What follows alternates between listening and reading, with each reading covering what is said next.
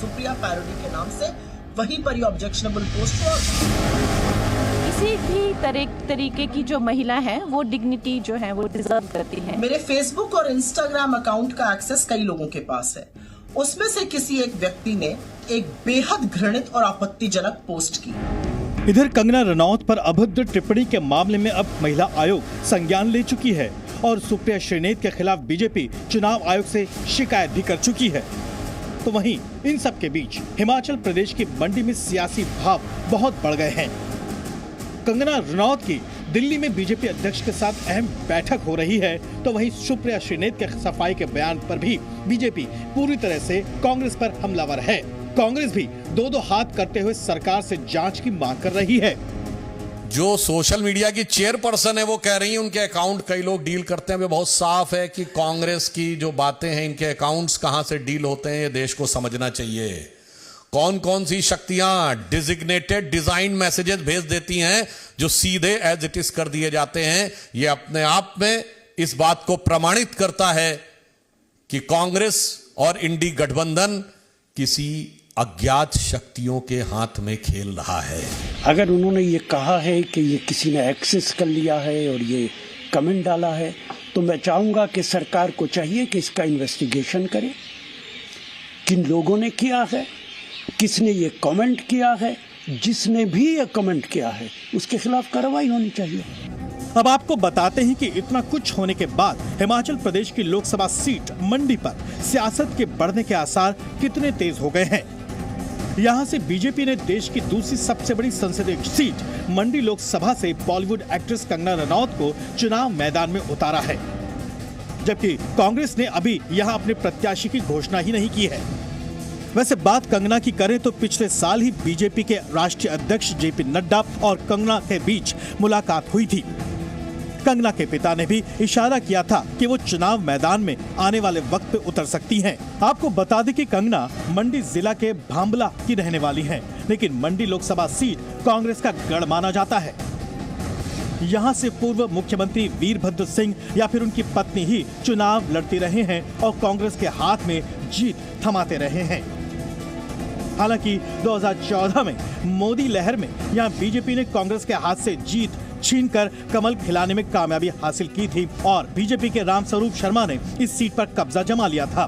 खास बात यह भी है कि 2019 में एक बार फिर रामस्वरूप शर्मा ने बीजेपी का कमल खिलाया, लेकिन 2021 में उनका निधन हो गया, जिसके बाद उपचुनाव में बीजेपी प्रतिभा सिंह के सामने कड़े मुकाबले में धराशायी हो गई। लेकिन पहले ना और अब हाँ करने के बाद प्रतिभा सिंह ने एक बार फिर कमल से यानी कंगना से दो हाथ करने का मन बनाया है। नहीं, मैंने तो ना कर दी है कि मैं जो मेरे को प्रदेश अध्यक्ष की जिम्मेवारी दी है उसको निभाऊंगी। एकदम से राजनीति में आकर कैसी भूमिका निभाती है वो देखने वाली बात है। और जहाँ तक मेरा सवाल है, आपको मैं पहले ही अपनी इच्छा व्यक्त कर चुकी है। ये बात मैंने हाईकमांड के सामने भी रखी है। अब हालात को बदलते हुए देखकर हाईकमांड क्या उस पर फैसला करती है, क्या उनका हुक्म होता है, उसका हम पालन करेंगे। अब सवाल है कि क्या मंडी की लोकसभा सीट कहीं कंगना के लिए कांटों का ताज बनेगा या फिर थाली में परोसी हुई जीत। इसकी एक एक वजह अब आपको बताते हैं। दरअसल मंडी जिला कंगना का घर भी माना जाता है। मंडी जिला के सरकाघाट उपमंडल के भांबला की रहने वाली है कंगना।